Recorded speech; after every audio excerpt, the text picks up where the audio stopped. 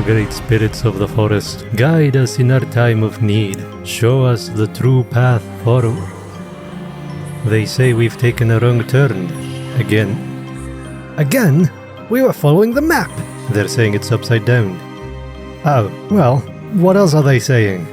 They're also saying you should probably stop blaming the ranger for every wrong turn. Ha! Told you it was my fault.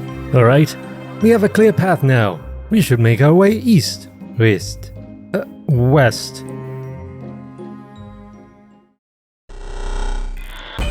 Let's get geared up.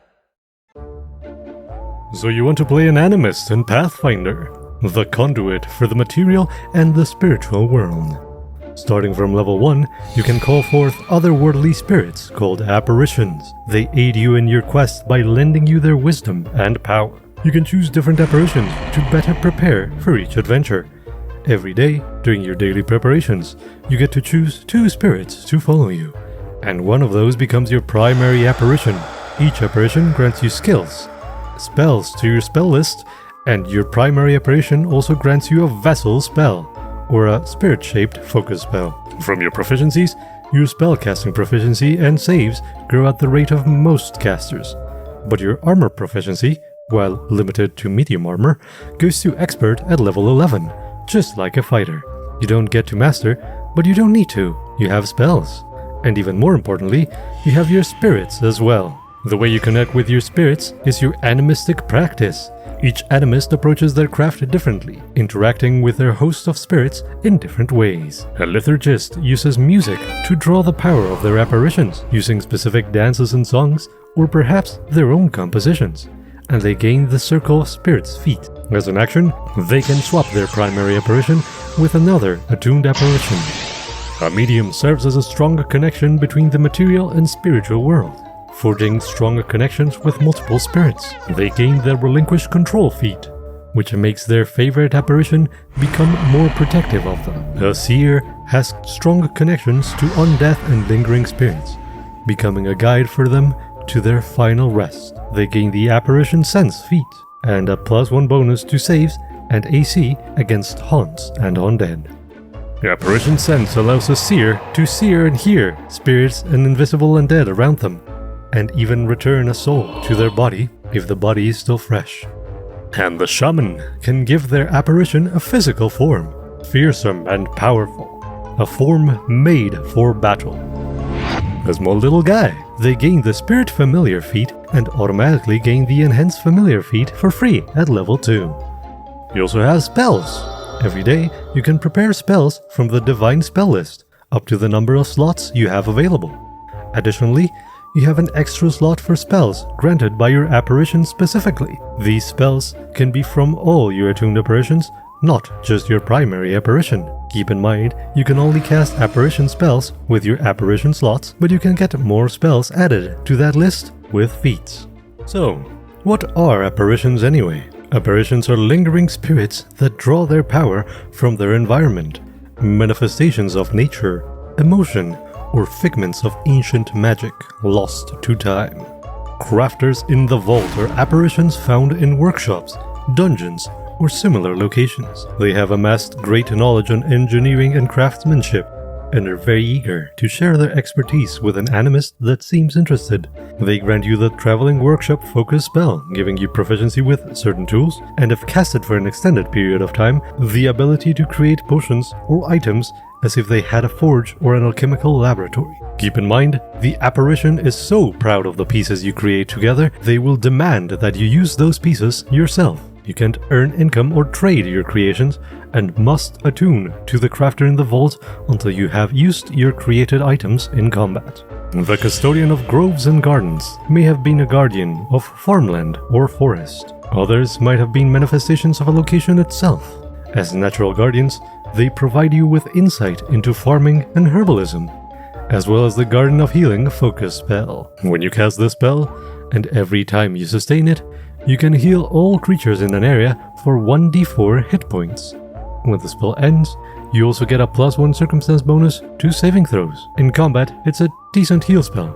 But outside of combat, you can huddle up your squad and heal everyone for 10d4 hit points in a minute, and the healing is heightened by 1d4 per rank, so not bad at all. Echoes of lost moments or manifestations of memories lost to time. These specters often arise from tampering with the flow of time as a consequence of magical interference.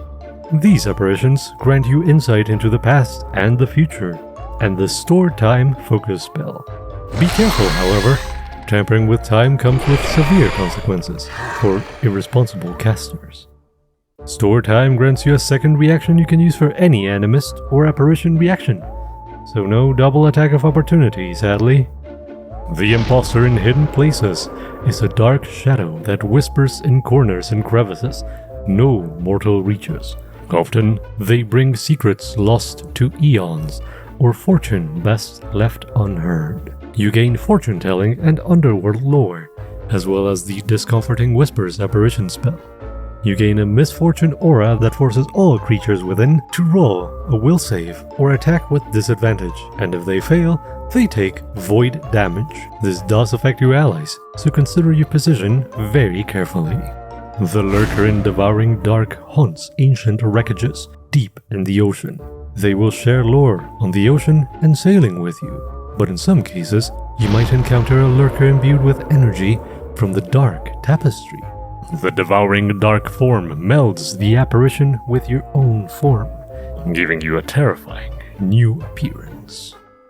The Monarch of the Fey Courts manifests from residual connections from the first world, nymph and fey spirits lingering from Earthfall. You gain insight into art and fey lore, and the Nymph Grace apparition spell. You create an aura of unearthly beauty that confuses your enemies. Any enemies that enter your aura must roll a will saving throw or become confused, and while confused, they cannot harm you. Notably, this doesn't affect allies, but it's an incapacitation effect, so it might not affect more dangerous creatures. Revelers in Lost Glee manifest in abandoned places, where once there was joy and happiness. Despite their name, they are playful spirits that find pain discomforting and are quite playful. You gain knowledge on fortune-telling and circus lore, and the Trickster's Mirror spell. Trickster Mirrors is a much stronger version of Mirror Image. Every time you sustain the spell, you create a new reflection, up to 3. If an image is destroyed, your enemy must succeed on a will save or take 1d4 mental damage. Unfortunately, an Area of Effect spell destroys all your mirrors, but you can still regenerate them one at a time. A Stalker in Darkened Bows finds themselves in deep forests, far from civilization or any that may claim nature as their own. They are drawn to animists with strong negative feelings, but attune strongly to those that can manage their impulses. You gain knowledge on hunting and forests, and the Darkened Forest form. You can morph into any form listed in pest form, and later you can also gain animal form and elemental form, heightened to your focus spell level. Stewards from Stone and Fire dwell in the veins of the world, deep in volcanoes, geysers, or anywhere stone is soft and steam scalds any who approach. You gain mountain and volcano lore, and on top of a suite of fire and earth spells, you gain the Earth Bile focus spell. Each time you sustain the spell, you cause a burst of molten rock and magma to shoot up from the ground, striking anyone with a 10-foot burst for 1d4 fire damage and 1d4 rock damage, as well as persistent fire damage. For a single action, 2d4 damage is not too bad, especially for an area of effect. Vanguards of Roaring Waters are the embodiments of rivers and rapids. Unpredictable and violent, they are difficult to control and encourage chaos and destruction. You gain mountain and river lore, and the River Carving Mountain spell. A turbulent torrent circles around you, giving you a boost to your speed and lesser cover to ranged attacks. When you sustain this spell, you move forward, leaving behind a coursing river. Each space you moved through becomes difficult terrain until the start of your next turn. If you have a borrow or flight speed, you can cause the river to follow you as well. Witnesses of ancient battles are the embodiments of soldiers that never returned home, and warriors roaring to fulfill one more battle. They might even be the embodiment of war itself. You gain battlefield and heraldry lore, and the embodiment of battle spell. While you sustain this spell, you gain proficiency with martial weapons and a +1 status bonus to attacks and damage rolls. But you also gain a -2 penalty to spell attacks and DCs. You also gain Reactive Strike, and it has the Apparition trait if you use it. Alright, that's a lot of spirits. While you can only have 2 apparitions attuned at a time, at level 7, you can attune to another spirit, and again at level 15, each time increasing your focus spell pool. Unfortunately, that's the only way to increase your focus pool. With feats, you can add more abilities to your arsenal, and eventually, the power to become an avatar of spiritual power. This must be the temple the spirits are guiding us to. Are you sure? It just looks like a creepy old ruin. Of course. Ancient temples are known for their bright neon signs. Welcome, adventurer. Free treasure inside. Can you ask the spirits what we should do next? Oh, wise spirits, we stand before this sacred place. Grant us your wisdom. How do we gain entry? They say, push the big stone door. Really? That's it? We could have figured that one out ourselves. They also say watch out for traps.